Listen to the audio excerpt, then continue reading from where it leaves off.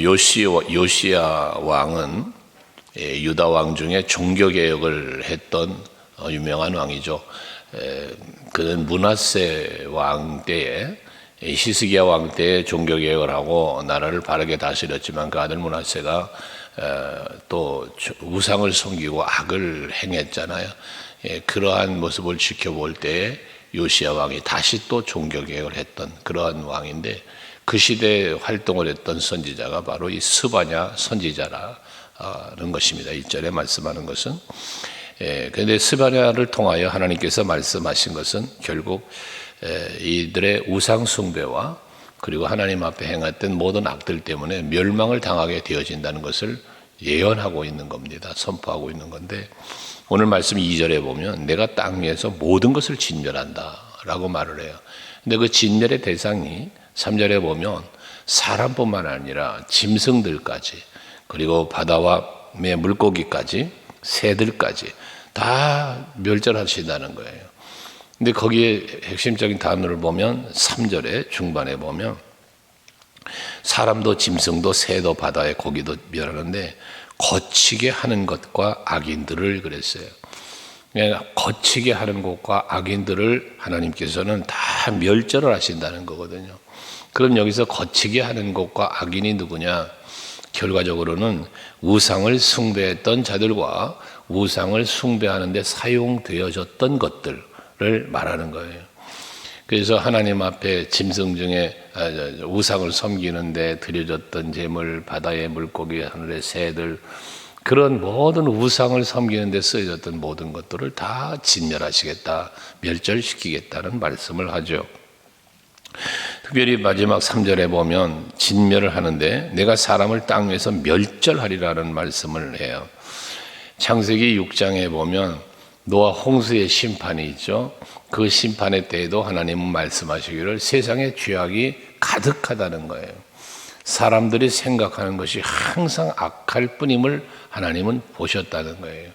그러시면서 사람 지으셨음을 하나님이 한탄을 하셨다. 이런 말씀까지 하시면서 결국 홍수로 저들을 심판을 하시죠. 죄의 결과입니다. 사울 왕에게 아말렉과의 전쟁에서 사람뿐만 아니라 짐승까지 다 진멸을 하라 그랬죠. 사울 왕은 살찐 짐승을 데리고 왔고 그 아말렉 왕인 아각을 죽이지 않고 또 데리고 와서 포로로 잡아오기도 했고 그런 불순종을 했는데 결과적으로 하나님께서 그 사울 왕을 꾸짖었죠. 근데 그 왜 그렇게 진멸하라고 할까 짐승까지 그게 바로 저들의 우상 숭배거든요. 그런 것을 하나님은 싫어하셨다는 사실을 보여주고 있는 것들인데 바로 이 유다 백성들이 그렇게 우상을 섬기는 앞에 말했던 므낫세 왕 때 그 온 나라를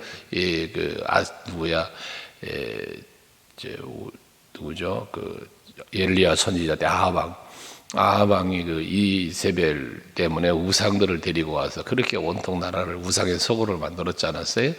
그럴 때와 비슷하단 말이에요. 그러니까 하나님 그것들을 다 멸절하시겠다는 겁니다.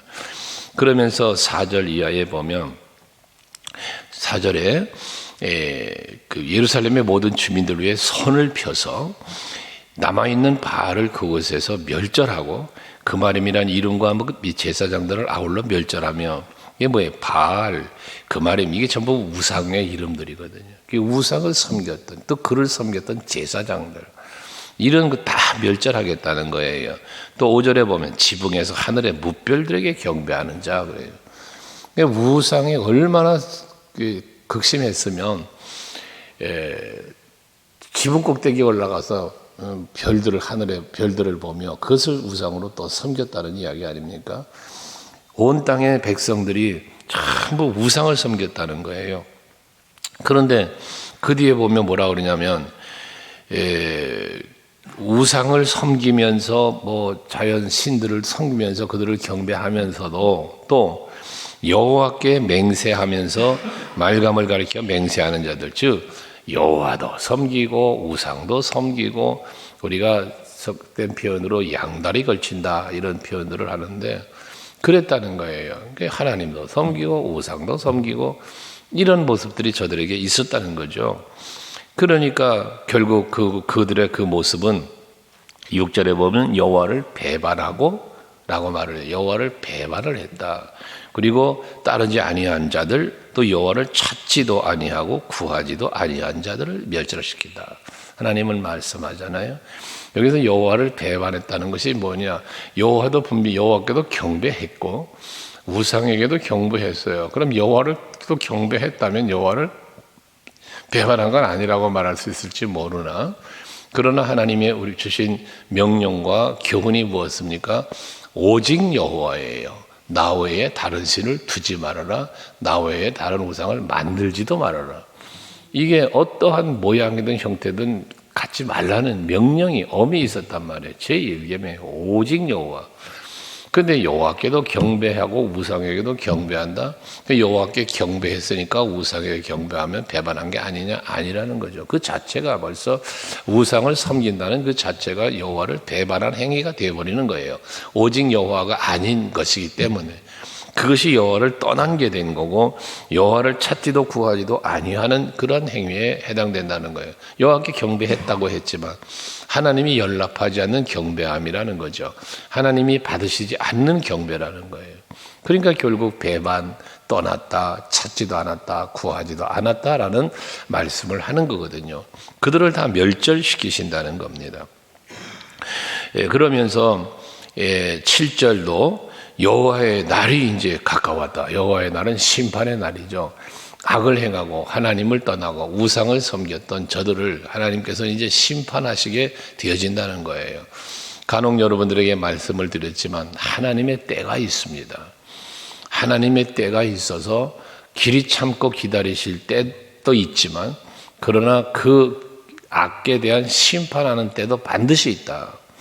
그래서 우리가 하나님 앞에서 지켜 행하여야 할, 지난주에 전도에 대한 말씀도 드렸지만 전도는 중요한 일이요 좋은 일이기도 하지만 그러나 중요한 일이라기보다 우리에게 주어진 엄한 명령, 절대적인 명령이라는 사실을 우리가 알아야 된다 그랬죠. 좋은 일이기는 하지만 반드시 해야 할 일이다라고도 말씀을 드렸습니다. 이것처럼 하나님은 우리에게 절대적 명령이 있어요. 그 절대적 명령 중에 하나가 우상 섬기지 말라라는 것이었잖아요. 근데 이들은 그것을 떠났기 때문에 여호와의 날이 뭐에 가까웠다. 하나님의 날이 가까웠다는 것은 그만큼 죄악이 가득했다는 이야기인 것이죠. 그래서 에베소서 5장에 보면 오직 성령 충만을 받으라 그러죠. 그러면서 술 취하지 말아라 라는 전제조건을 앞에 걸어요. 세상에 취하지 말라는 거예요. 왜? 그 결과는 멸망이기 때문에 망하지 않고 지혜로운 자를 이야기할 때 그런 거 아니에요? 너희는 어리석은 자가 되지 말고 오직 지혜 있는 자가 되어라. 그러기 위해서 해야 될 일을 말씀한 거단 말이에요. 그게 성령을 충만하게 받아서 성령으로 나를 내가 성령의 지배를 받고 성령의 이끌림을 받으면서 살아야만 그 모든 세상 것을 이길 수 있고 내가 하나님 앞에 악을 행치 않는 삶을 살 수 있기 때문에 그렇다는 것이죠. 하나님의 때가 있다는 사실을 우리는 기억해야 악을 행하지 않아요. 또 하나님의 때가 있음을 알아야 심판만 있는 게 아니라 뭐가 있어요? 상급도 있는 거잖아요. 그러니까 내가 하나님 앞에 서는 날을 우리는 생각하며 살아야 된다는 거예요. 세상의 성공이 아니라고 그랬죠. 여러분, 하나님, 우리의 인생이 성공했느냐 실패했느냐는 판단은 하나님 앞에 서는 날 결정나는 거예요. 내가 하나님 앞에 서는 날 내 인생의 성공자냐 실패자 그때 결정난단 말이에요. 하기 때문에 오늘을 살고 있는 지금을 사는 우리가 하루하루를 살면서 지금을 살면서 오직 성령 충만을 받아야 된다는 거예요. 지금이라는 시간이 나에게 주어진 시간이라고 그랬죠. 카이로스라고 하는 시간, 나에게 주어진 시간, 정해져 있는 시간이라 그랬잖아요. 그러니까 이 나에게 주어지는 그 시간을 내가 잘 세월을 아끼라라는 말씀처럼 우리가 나에게 주어지는 시간들, 나에게 주어지는 기회를 놓치지 않고 잘 붙잡는 사람이 되어야 된다. 왜? 때가 악하니라. 거기서 때를 말하지 않았습니까? 그게 바로 카이로스라고 그랬잖아요. 하나님의 정한 때가 온다는 거예요. 그러니까 여러분들도 오늘을 살면서도 오늘 내가 할 일을 오늘에 할 수 있는 여러분이 되어야 한다는 거예요.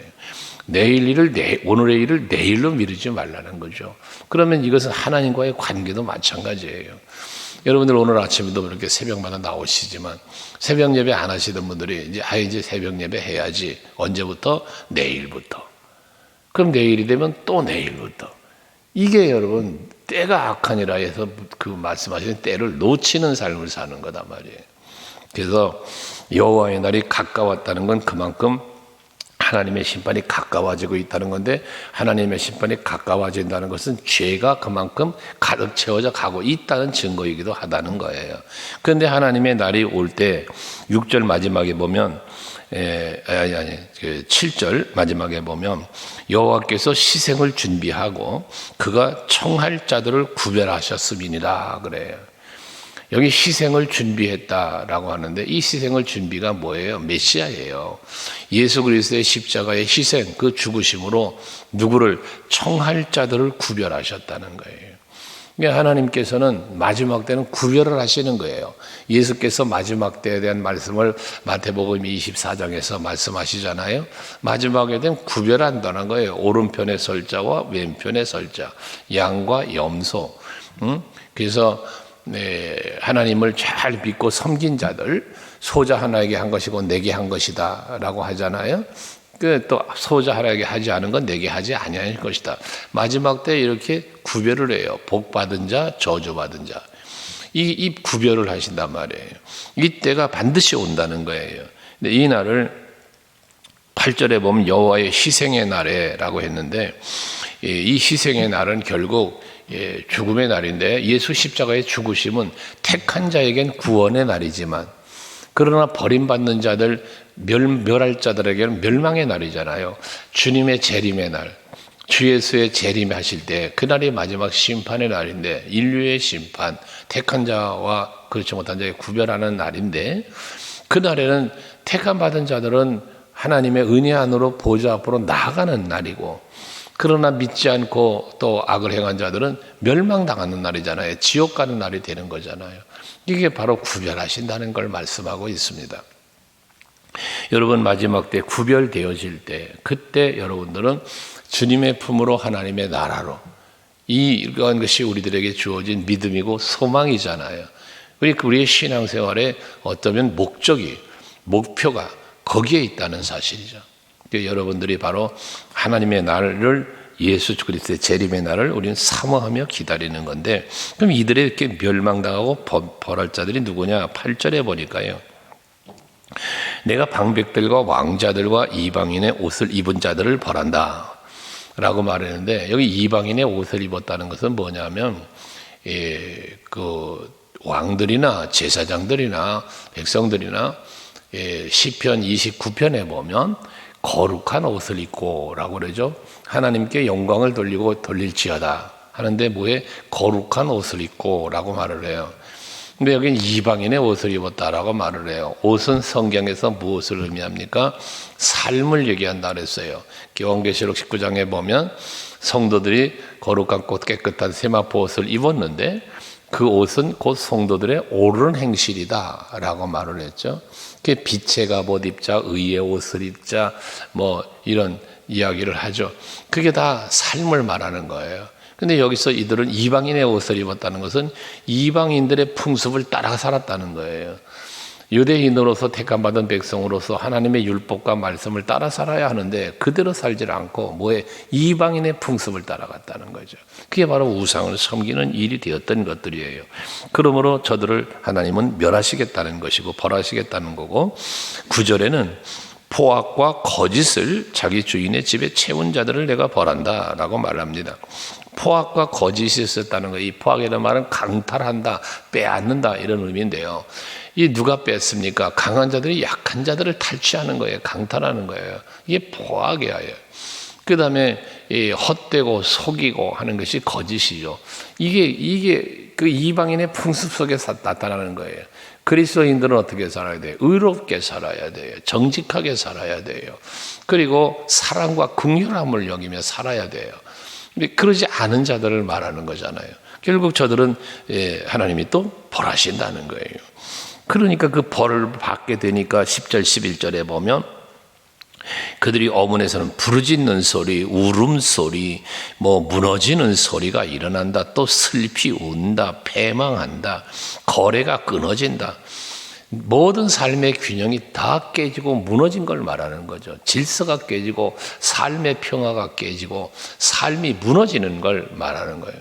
그러니까 저들은 이방인의 풍습을 따라갈 때는 이방인의 옷을 입었다는 것은 화려한 옷을 입은 걸 말하는 건데, 그렇게 뭔가 자기를 치장하고 화려하게 그렇게 살려고 했지만 결과적으로 뭐 한다는 거예요? 다 그 모든 것을 빼앗기고 잃어버리게, 무너지게, 그래서 결국은 웃음소리가 울음소리가 되고 이런 게 되어진다는 거죠.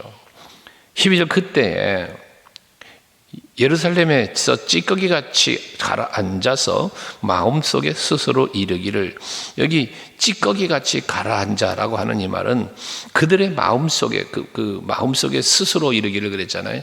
그 마음속에 찾아 들어와 있는 죄의 요소들이에요. 이방인의 습성들이에요.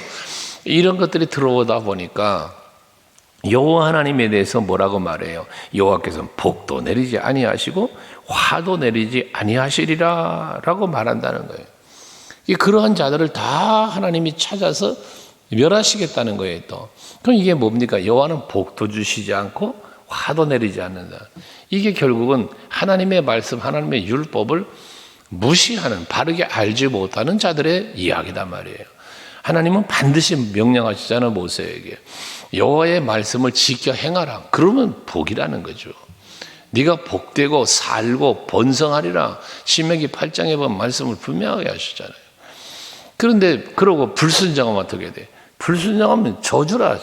신명기 28장 그렇잖아요. 1절부터 14절까지가 계속 순종하는 자가 복받는 복의 얘기잖아요. 그 이유는 전부 저주의 얘기예요. 결과는 뭐예요? 순종하느냐 불순종하느냐에 따라서예요. 근데 지금 이들은 뭐 합니까? 여호와는 복도 안 주고 화도 안 내린다는 거예요. 이 율법을 바르게 알지 못한 자들의 생각이고 말이라는 거예요. 그런 찌꺼기 같은 생각들이 그들의 마음속에 있었다는 거예요. 그러니까 하나님께서 그들을 두루 찾아서 벌하신다는 거죠. 결국 그렇게 벌하시는 결과를 13절 이하에 계속해서 말씀하는 거예요. 보시면 노략된다, 황폐하게 된다, 건축을 하지만 살지 못한다, 포도를 가꾸지만 포도주도 마시지 못한다. 모든 하는 일이 헛되고 안 된다는 거예요. 다 헛되게 된다. 헛되게 하게 된다. 시편 128편에 보면 여호와를 경외하는 자를에게 주는 하나님의 축복을 뭐라 합니까? 내 손이 수고한 대로 먹을 것이며 그래요. 그러니까 여호와를 경외하면서 그 말씀을 따라 사는 사람은 무엇을 하든지 잘 된다는 이야기예요. 수고의 열매, 수고의 결과를 누린다는 이야기예요. 근데 이들은 지금 하나님을 경외하는 게 아니라 우상을 섬기고 악을 행하니까, 부악과 거짓과 이런 행위를 가지니까 저들이 아무리 수고해도 그것이 헛되다는 거예요. 건축을 했는데 들어가 살지 못하고, 포도원을 가꿨는데 포도주를 먹지 못하고. 이게 왜 그래요? 다 전쟁에 의해서 멸망당하는 거잖아요. 바벨론에 의해서 멸망당하고 다 빼앗겼잖아요. 그런 헛되게 되어진다는, 모든 것이 헛되다는 거예요.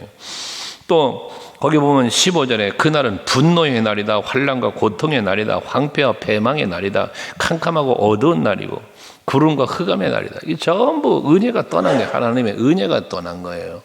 하나님의 보호와 지키심이 떠나버린 거예요. 그러니까 어둠의 권세가 저들을 지배하는 거예요. 누림이 없어졌다는 이야기죠. 그래서 여러분들 하나님의 은혜 안에 사는 것이 얼마나 복된 것인지를 우리는 늘 알아야 돼요. 그래서 우리가 자랑거리가 많도록 여러분들을 축복하죠. 자랑거리, 간증거리가 많기를 여러분 매번 여러분들에게 축복을 하는데, 그만큼 자랑거리와 복된 일들이, 간증들이 많아져야 되는데 거기에는 뭐가 있어야 되냐? 하나님의 내게 이런 은혜를 주셨습니다라는 간증이어야 돼요. 내가 뭔가 잘 되고 그 은혜를 누리며 살면서 은혜를 망각해버리고 은혜를 잊어버리면 하나님 보시기에 합당치 못한 삶을 살게 돼버려요. 그래서 항상 우리는 해야 될 일이 뭐냐? 은혜를 기억하라는 거예요. 그래야만 우상도 안 섬기고 그 이방인 풍습을 따르지 않고 세상의 즐거움을 다 버리고 오직 예수 바라보며 살게 되어진단 말이에요. 은혜를 알아야. 바울이 그러죠. 내가 나 된 것은 하나님의 은혜로 된 것이다. 그러니까 그는 십자가 외에 자랑할 게 없다는 그런 고백까지 하는 거 아니었습니까? 여러분들도 어제까지 살아왔던 날들, 지금까지 보내고 있는, 내가 지금 이 아침에도 건강하게 자면서 일어난 거, 또 내가 하나님의 전에 나와서 예배하면서 하루를 시작하는 거, 이게 새벽 기도마다 제가 기도하는 내용이잖아요.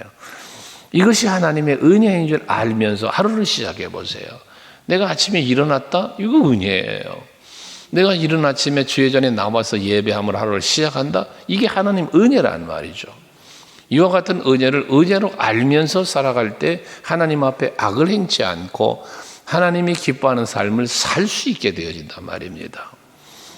이렇게 망하는 이유를 17절에 뭐래? 이는 그들이 나 여호와께 범죄하였습니다. 죄의 결과는 멸망이에요.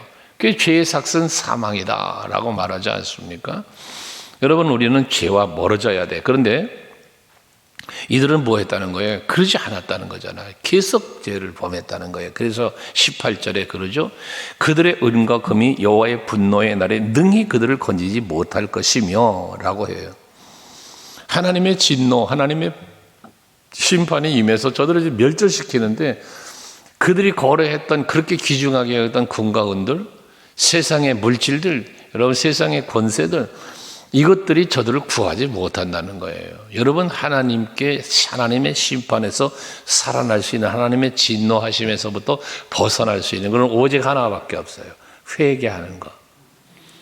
죄를 범하였을지라도, 악을 행하였을지라도 그 죄를 깨닫고 악을 깨닫고 하나님 앞에 회개할 때, 그때 살 길이 열려지는 거거든요. 근데 이들은 뭐 했어요? 선지자를 보내서 그렇게 외쳐도 회개하지 않고 돌이키지를 않았다는 거거든요. 그 결과가 멸망이래. 멸절이라는 단어를 오늘 많이 썼죠. 버리신다는 단어를 쓰시죠. 이래 돼버리는 거예요. 여러분들, 오늘 이 말씀을 마음에 간직하시고, 첫째는 하나님 앞에서 악을 행치 마시고 오직 여호와를 바라보며 사시고, 혹여라도 하나님이 보시기에 합당치 못한 내 모습이 생각나거든, 또 깨달아지거든, 즉시 회개하고 돌이켜서 하나님께로 가까이 나아가고자 하는 삶을 사십시오. 그러면 하나님의 은혜가 여러분들에게 임할 것입니다. 기도하겠습니다.